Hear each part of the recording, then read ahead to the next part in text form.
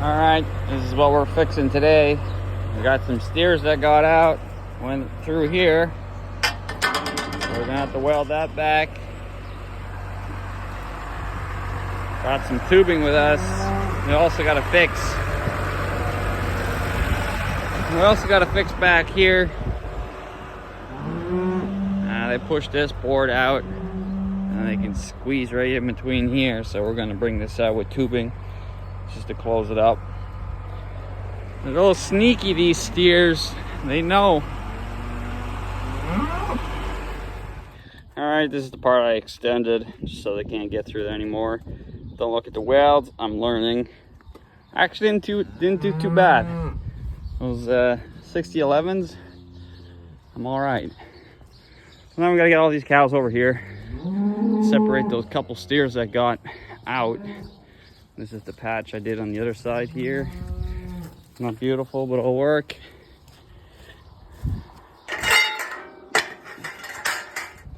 All right, we got 3 rascals that crossed over through that hole that we fixed. Now that we're done cleaning, I separated them, so you can see the difference. Look, this is born in November, December, around that, and then this is born in the spring. So not too far off. That's why some of them you can get pretty confused. Luckily, I know the numbers and they're castrated, so. And if they're heifers, we know the J's, the year of the J's, so those are the ones that we kept back. So if they're K's, which they will be K's, which was last year, I'll know. So just got this whitehead. This Hereford is a replacement heifer, that one at the end there. You can see she's a little bit crazy. I don't know what's up with her. Okay, you go back in the barn. She's weary as hell. But him, I was looking at him the other day. I was like, what are you doing over there? I thought I saw you in the barn. Okay, so you gotta go. Okay, back over. You're a little bit, I'm not too sure about you. Okay, no, don't go there. Besides that, we got some pretty stocky fall calves. Some of them are pretty nice. Others are questionable. You can tell that some of them were sick. They got some disease that makes them small, like this one. Listeriosis, coccidiosis, or some disease like that we gotta fix. We gotta vaccinate for. But the ones, look at that. You'd almost think that's a spring calf. But he still got his nuts on him, so he's a fall calf, you know. So, yeah, it did pretty well, these calves.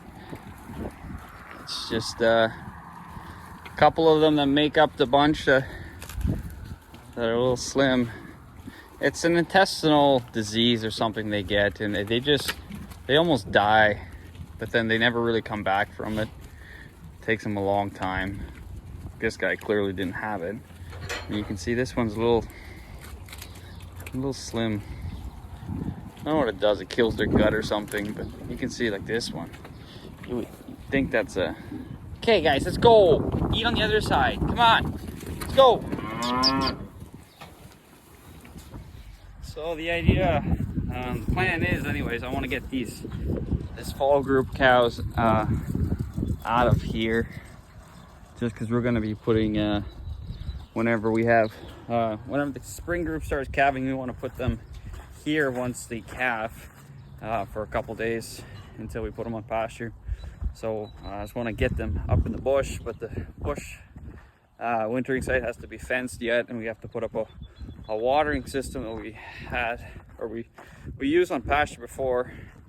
It's a solar system, pumps it from out of the creek with a bilge pump. So we got to set that up, and then we can put them up there, just because they're gonna be around here until June. So that's when we have to prec check them. We have to castrate the calves, and then we got to put them out in pasture. So I don't want them here until then. I want them out of our hair. And now that we have a nice new trailer, we can do that. So that's what I got to do. I took all the air out of the tires, ironically enough, just because it bounces around a lot.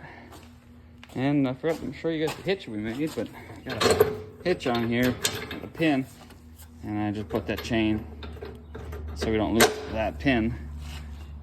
And we're gonna go to the co-op and get some more fencing supplies. Yeah. All right. Just went to town, got a haircut, and some boots.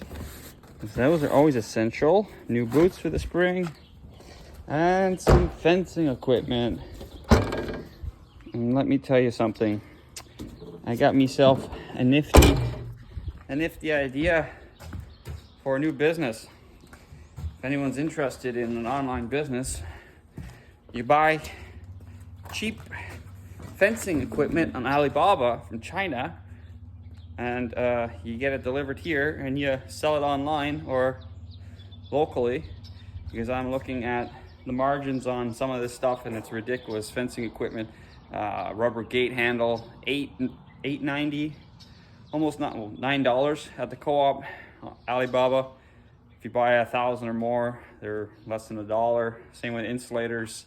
Huge margins to be made, assuming shipping isn't too bad. So something to look into, and be something pretty nifty to run some numbers on and see if it actually makes sense.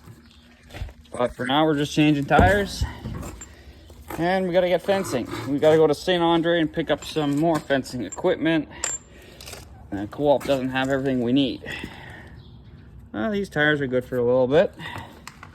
And these winters, they're almost done with the studs. They're almost.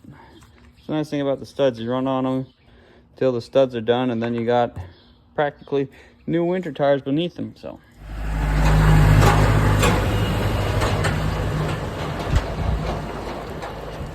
someone's excited. Okay, got the new boots on, got our equipment. Had to buy a new fencer because the one here blew up. So we're gonna be putting this one at home, and the one we have now is the one from Ducks Unlimited, so we're gonna be putting that one there. We're gonna be making a new fence at Ducks Unlimited, so we got a lot of stuff we needed to get ready. So got a lot of stuff. Gonna need more wire, but as for insulators, we should be okay. We're gonna need more posts, and yeah, it's about all we really need. All right, we're fencing. First broken wire. I think it's where we were loading silage. You must have cut it or hooked onto it or something. Anywho, pulled out.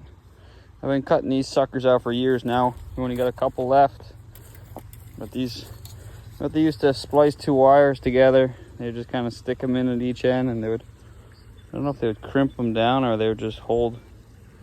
Anyways, not very good.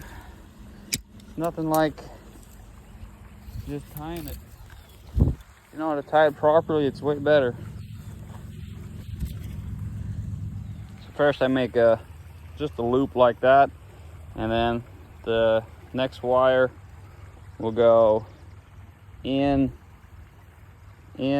out, around, back, and in through the hole and back out, and make the same loop, kind of like that. I'll show you. I gotta get this wire a little bit looser. All right, so I've done just that, and now when we pull, you can see that friction plays a big role. So each loop wants to pull out from each other, but each loop is holding each other. So anyways, you don't even really have to tie the end, but I do. But that is tighter than those grippy things, and it's tighter than making just a knot. all about knot strength. So because this wire was cut, I actually had to add a piece and then reconnect it here. So this is actually how much the wire is stretched, because we had a rip, but we had no wire missing. And when you come to join the two together, there's just not enough. So we have to add some. And it's really hard to tighten this when you're trying to repair it. It's really just not the place to tighten it. You can, but it's a little tricky to do this knot and try to keep it tight, because when you pull to tighten the knot, it loosens up. So you just want to leave that to the tightener, which is its purpose. We still got a couple of these round black ones, but we're all switched over almost to these metal ones with the square drive. They just last longer. They do break, but very less, and they're just a hell of a lot easier to put on because it's a square drive. I wonder if that catches up on camera. The shine from these old fiberglass posts.